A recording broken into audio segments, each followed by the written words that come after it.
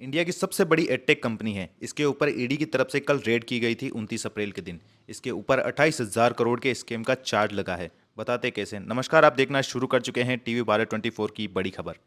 29 अप्रैल 2023 के दिन बायजूस के दो ऑफिस और बायजू रविंदर, जो कि मालिक हैं इनके घर पर ईडी की तरफ से रेड की गई। ये read the provision of foreign exchange management act यानी फेमा के अंडर में की गई थी।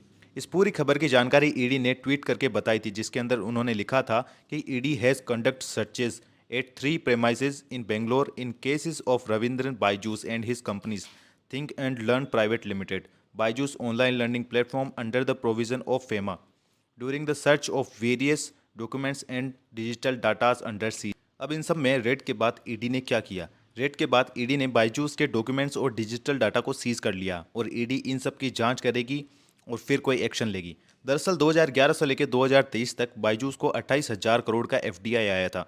इसका मतलब है कि 12 सालों में किसी बाहरी विदेशी कंपनी ने बायजूस के अंदर 28,000 करोड़ का इन्वेस्टमेंट किया था। बायजूस ने तकरीबन 9,754 करोड़ रुपए डायरेक्ट इन्वेस्टमेंट के रूप में रेमिटेंस किए थे। यहाँ डायरेक्ट इन्वेस्टमेंट करना कुछ गलत नहीं है, क्योंकि आउट ऑफ द कंट्रीज भी बायजूस का काम चलता है, लेकिन रेमिटेंस करना यहाँ पर गलत है। इसका मतलब ये होता है कि आप पैसा किसी गलत तरीके से या किसी को पैसे भिजवा नहीं सकते बिना कारण बताए।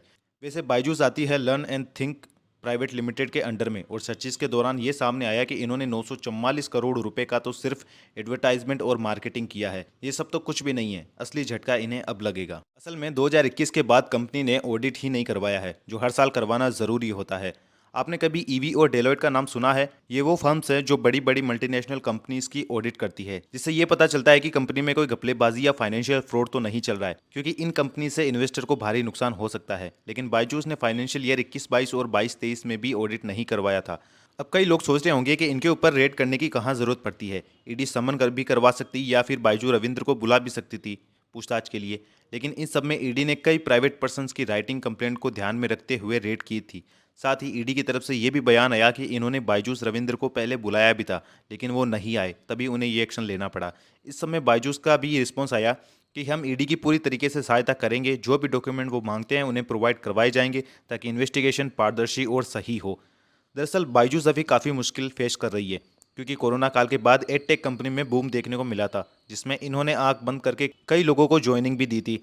लास्ट 6 महीने में ही तकरीबन 4,000 लोगों को इन्होंने नौकरी से निकाल भी दिया। और प्रॉफिट की बात करें, जो कि नहीं करे तो अच्छा होगा, क्योंकि फाइनेंशियल ईयर 2021 में इनका घाटा 4,589 करोड़ का था, जो कि पिछले साल मात्र 262 करोड़ था। ये फाइनेंशियल रिपोर्ट भी 18 महीने लेट निकाली गई थी, जो कि अब एक चिंता का विषय बन सकती है। इन सब के पीछे का कारण ये है कि इन्हें $700 बिलियन की फंडिंग लेनी है, क्योंकि बायजूस के ऊपर जो लोन है वो अब आउट ऑफ द कंट्रोल हो चुका है। इसे फिर से नेगोशिएट करना चाहते हैं, क्योंकि मनी लैंडरिंग्स बायजूस पर कई सारी कंडीशन लगाना चाह रही है, जो बायजूस के लिए सही नहीं है। कई एक्सपर्ट ये मानते हैं कि अगर बायजूस 22-23 की ऑडिट करवाता है तो ये आंकड़ा फंडिंग तो बहुत दूर की बात है, कंपनी के सस्टेन करने में भी मुश्किल हो सकती है।